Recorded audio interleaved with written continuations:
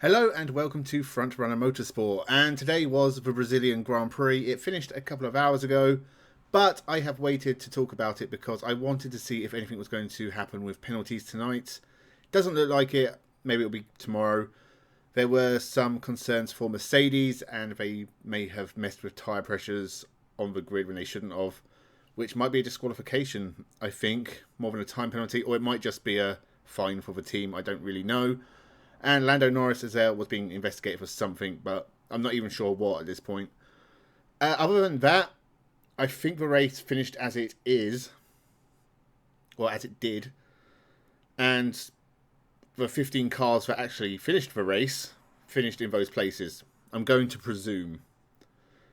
This was the race that decided the championship, essentially. And it's a shame because it looked so good for McLaren coming into this one. They were dominant in the sprint race. Lando Norris was flying in qualifying. No one has touched Lando Norris for outright pace this weekend. Maybe it's the conditions were just a bit too wet for the McLaren to work. Whatever reason, Lando Norris struggled in this one, and it's cost him the championship. He made some ground in the sprint race. He's lost it all again in the actual Grand Prix.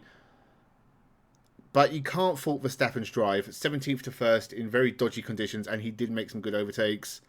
No DRS, of course, because of the rain. It was a brilliant drive, a championship-winning drive. You can't deny that Max Verstappen doesn't deserve to be a four-time champion at this point. He has shown that he is very good, especially in difficult situations. It's been tricky for Red Bull this year. They haven't been the fastest car in the field. And this is Max Verstappen's first win since Spain, which was a long time ago. But the fact that he's still there in the championship, still right at the top of the points pile, still ahead of everyone else, clear of most of the field. It's only really Norris and Leclerc who've had any kind of challenge for him. Even then, it's not really been a challenge. It's been a domination without a dominant car. It is very, very impressive. Another win for Verstappen then, and he now has a, I want to say 60-point lead in the championship with 3 races left. So there's only 75 points on the board, plus 8 for a sprint race, and 3 for fastest laps. So that's 78, maximum 86. So Lando Norris is going to need to score 25 at the next one. So he has to win to keep it going into the last 2 rounds. And honestly, as good as Norris has been this year, I can't see him winning anymore this year. It's not going to plan for him. I think the sprint race, I said in my predictions video that I thought Verstappen would win the sprint race and Piastri the feature race. I was close, I just got them the wrong way round, and obviously Piastri let Norris win the sprint race, but that could have worked if it had gone the other way. But I think McLaren, papaya rules, whatever you want to call it, it was a smart move to let Norris win the sprint race. While he's still in for a chance, you have to give him that chance. And for McLaren, the one saving grace of this weekend is they scored 15 points in the sprint race compared to Red Bull only scoring 5. So only Max scored in the feature race, which was 26, because I think he got fastest lap as well. Norris and Piastri, I think they were 6th and 8th. How many points is that? 12? So, I mean, they lose out to Red Bull by it's not by too much. So they still have a strong lead in the Constructors' Championship. And Ferrari obviously didn't score well this weekend at all.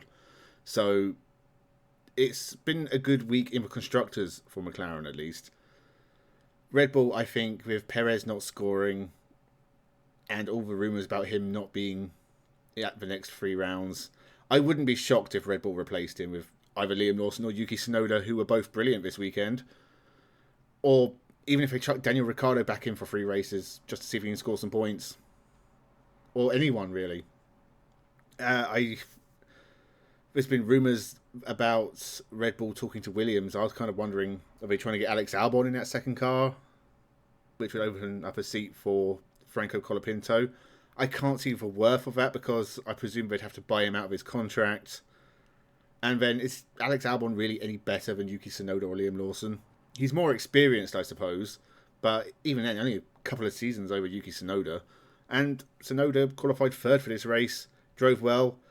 He was in the not quite the top half of the points, but he was still a good drive from Yuki Tsunoda this weekend. And apart from the crash in, was it sprint race qualifying he crashed?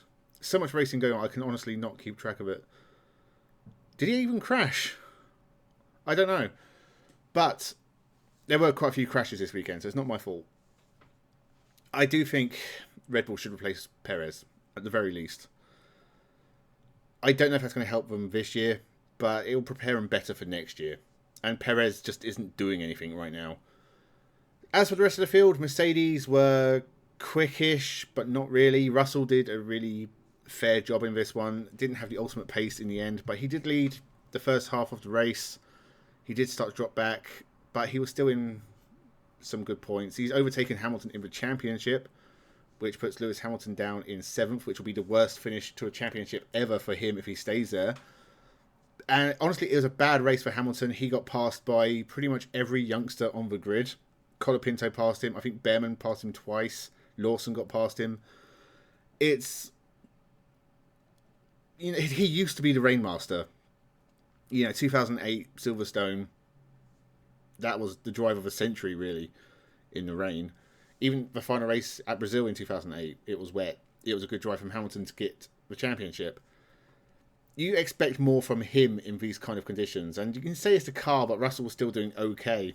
Hamilton made mistakes. He wasn't very quick in qualifying. He missed out on Q2. It was a bad weekend for him.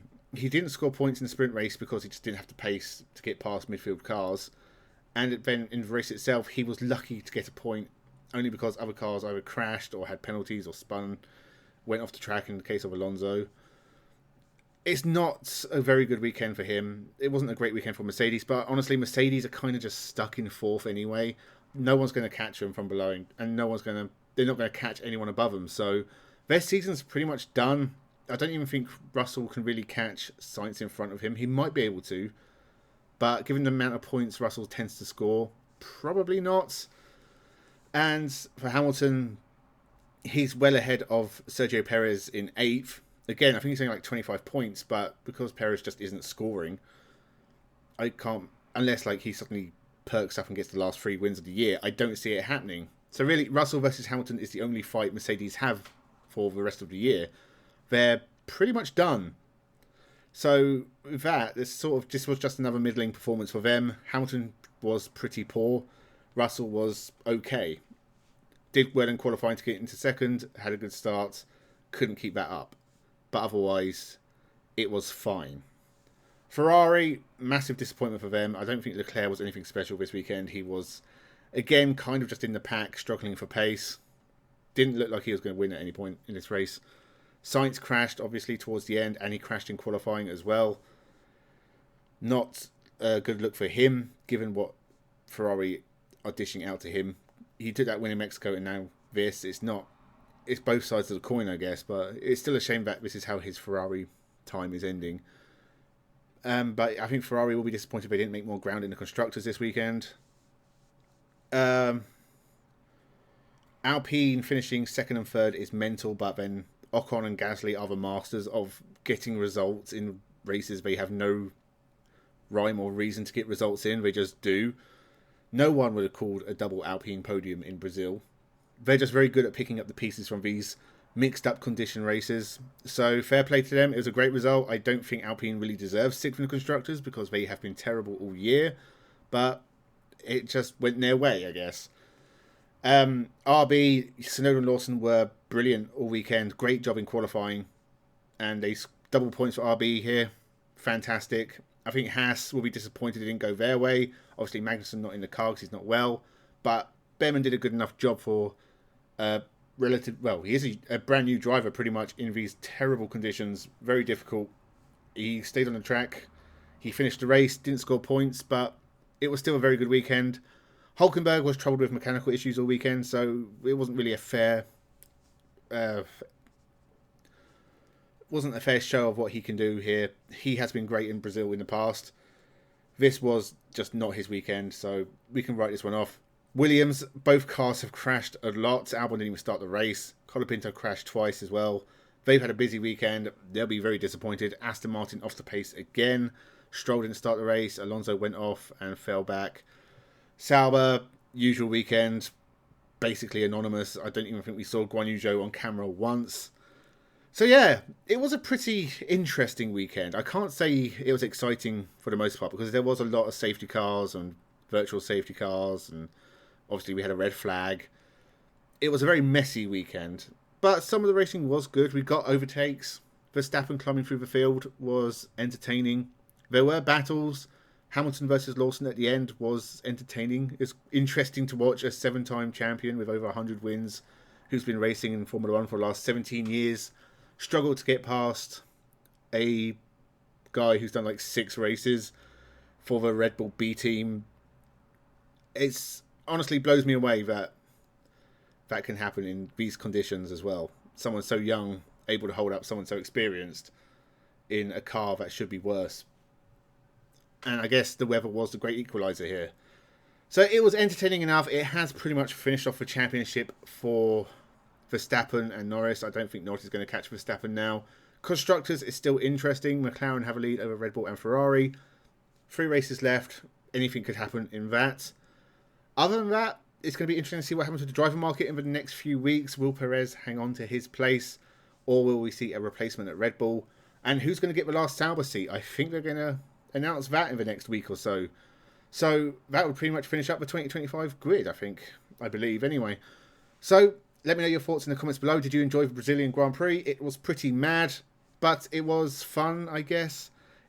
It was just a messy weekend. Let's just call it that, a messy weekend. Thank you very much for watching. Make sure you subscribe to the channel and have a good one.